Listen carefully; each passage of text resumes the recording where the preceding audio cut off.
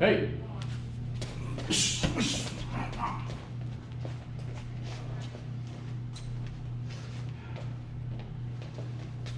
Hey.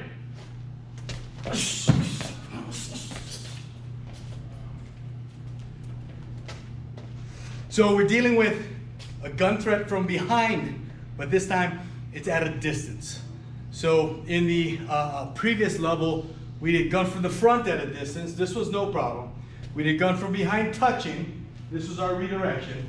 Now we're gun from behind at a distance. And of course, I can't redirect with my arm in the same way as gun from behind touching.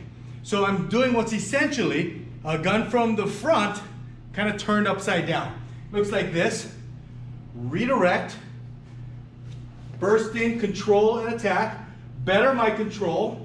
Attack again, disarm, and move to safety.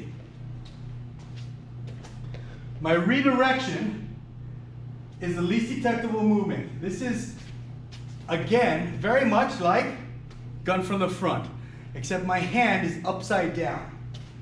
When I recognize it as a threat behind me, I turn and look. I see the threat, I'm going to bend my elbow and catch the gun.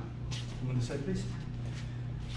I have two goals here. One, maybe three, is I want to get both eyes on the gun. If I only turn my head a little, the bridge of my nose stops my outside eye from catching the gun or picking up the gun, which means I lose depth perception. And I kind of need to know where it is in space. So I need to get both eyes, stereoscopic vision, on the gun. Now that I've done that, I want to keep my arms inside of my silhouette from the gunman's perspective. So I don't want to launch my arm all the way out here. I'm going to bend at the elbow and then catch right underneath. I'm catching the bottom of the frame right in front of the trigger guard, fingers over the top, thumb wrapped under the bottom. That's my redirection. Turn and look, recognize the threat. Elbow goes up and catch. Now there's one thing I'm adding with my body to make the redirection a little bit faster. And that is, as my hand gets to the gun, my body is going to rotate a little bit. And I'm rotating and starting to dive in. My body weight has to go in because, of course, like all of our weapons or firearms defenses, long gun and handgun, the biggest danger for me is that the gunman backs up or pulls back on the gun and it just points right back at me if I stay out here. Even if I just stay here and he pulls back, I'm going to be back in the line of fire. So I need to go as far in and deep as I can, as quickly as I can.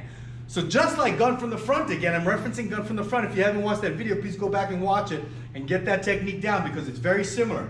Just like gun from the front, when I make my redirection, my next move is inside, fast and deep. I'm going to drive the gun into that backstop, which is the gunman's chest, stomach, or ribs.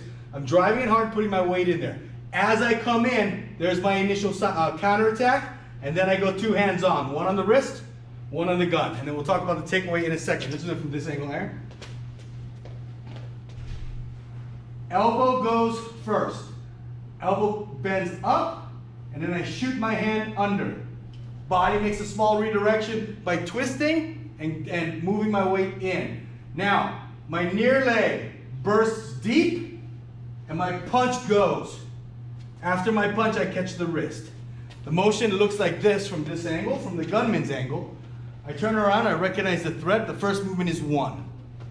I turn around, I recognize the threat, the first movement is one. Aaron, go behind the camera for me, please. Extend your arm over the top. Watch again. From the gunman's perspective, one. From the gunman's perspective, redirect. Now, burst in deep. Thank you, Aaron. This is fine. Redirect the line of fire, burst in deep, control and counterattack simultaneously. That takes RC and A out of our RCAT acronym, takes care of those. After the punch, I grab at the wrist. Now, I have the option here. If I have good weight on the gun and I feel like I can pull off another good strike, knee or kick to the groin. I can make either leg really, depending on where the attacker is. If he happens to back up a little bit when I come in, I have to take a step and then use my other leg. It's all dependent on what the gunman does. If I feel like I smash this punch and I get to here and it's loosening up, maybe I can just take the gun away right then. So it kind of feels, I have to feel my way through the fight here. Although, as long as he's standing, there's probably nothing wrong probably nothing wrong with giving that extra counterattack if you can. Let's talk about the takeaway. First movement, R, redirect. C and A, control and counter. I'm driving the gun into his chest, putting it on a backstop, chest, stomach, or ribs. After the punch, my second hand comes and I clamp at the wrist. I have two overhand grips. One over the gun, one over his wrist. Now, bang, maybe one more counterattack. Now here's my disarm. I'm gonna fold his hand in half at the wrist, driving the muzzle of the gun into him. I'm gonna fold his wrist in half, his hand in half at the wrist, and drive the muzzle of the gun into him, slightly pulling on the wrist and pushing on the muzzle. Once I break that in half, like I'm trying to fold it into his forearm, I flick it out to release his finger from the trigger guard and the receiver from his grip. Once again, we'll go this angle. From here, I pull slightly on the wrist, but I drive the muzzle of the gun into his body, drive into his body, and then rotate it out. Once it's out, bang, bang, continue with my combatives, clear and create space. The entire technique from this perspective now, turn and look, redirect, control and counter, catch, fold it in, rip it out. So far we've done gun from behind at a distance, dead side, maybe another counter, my takeaway. But that's, he's a right-handed gunman, and that's because I looked over my right shoulder. So my nearest arm to redirect took me in and took the gun across his body, therefore dead side. If I happen to turn and look in this direction now, I have gun from behind at a distance, live side. I'm going to end up on his live side, and that's just because he has more live weapons to bring to bear in the fight. It is not necessarily untrue that he doesn't have live weapons here. Yes, he does. It's just an indicator that we use to describe what side of the threatening arm we're on, outside or inside of the threatening arm. So, Aaron, this side, please. So right-handed gunman, I look over my left shoulder. Now there's my same redirection, nothing changes. I burst in, I can make the same punch, boom, nothing changes. I catch here. And I also still have another counterattack if I want. And the takeaway is exactly the same. There's no big difference. I will say this though, you have the option on both of these angles to skip the punch. And generally, it's because we feel like we need more control over the weapon arm. Dead side, I have the ability to just burst in. We'll go a little bit closer so you guys can see that. Dead side, I have the option to just burst in and grab the wrist and then counter with the leg. The difference is, of course, my simultaneous counter is not simultaneous anymore. It's a little bit delayed. As far as we're concerned in Colorado Krav Maga, we will almost always default to hitting. It's just kind of our go-to, right? If we have the option to hit somebody sooner, we'll almost always default to that. But in this particular technique, sometimes I feel like the gunman is moving very fast, pulling the gun back, or he's very, very strong. He's yanking it back, and I feel like I need to get to that wrist to isolate. I might feel like I'm losing control of the line of fire, like he's pushing it back on me right now, and I want to control that issue.